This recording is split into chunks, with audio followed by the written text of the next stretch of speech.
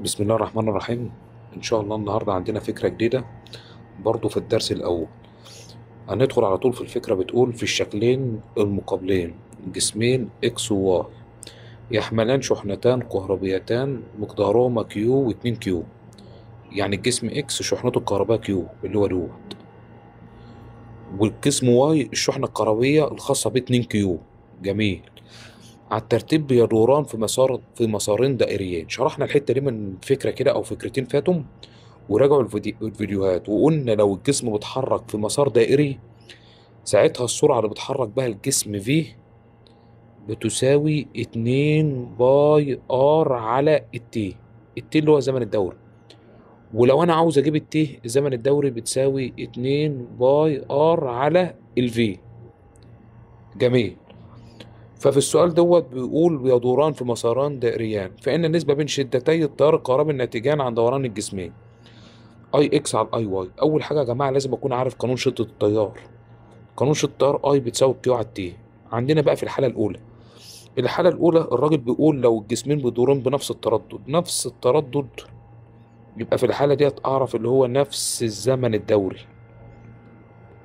نفس التردد يبقى نفس الزمن الدوري، يبقى في الحاله ديت الزمن تي هيكون ثابت، وساعتها الاي بتساوي الكيو على التي، والزمن زي ما احنا اتفقنا ثابت.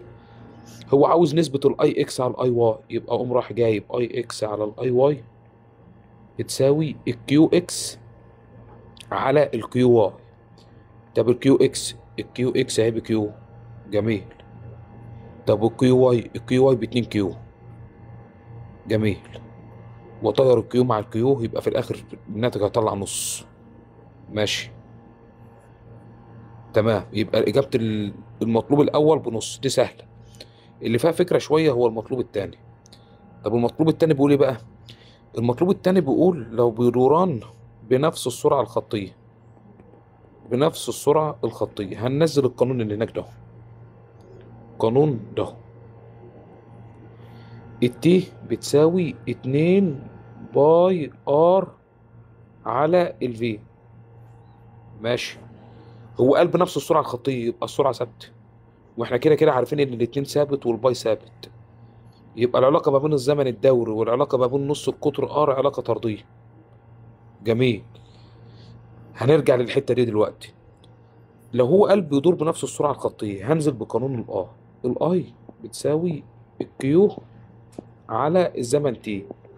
طب هو عاوز الاي اكس على الاي واي بتساوي الكيو اكس على الكيو واي في التي واي على التي اكس.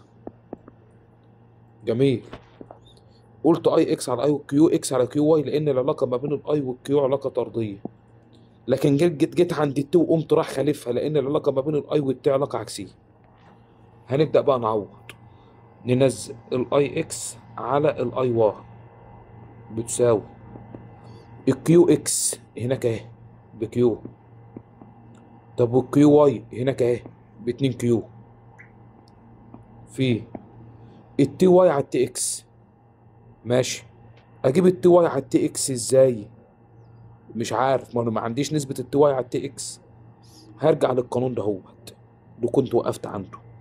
كنت انا عارف ان النسبة ما بين التي والار او العلاقة ما بين التي والار علاقة طردية، فنسبة التي واي على التي اكس هي نسبة الار واي على الار اكس، لان العلاقة بينهم علاقة طردية لان الاتنين في البسط قصاد بعض. طب الار واي فوق هناك هي بكام؟ بار. جميل. طب والار اكس بكام ار؟ ب 2 ار.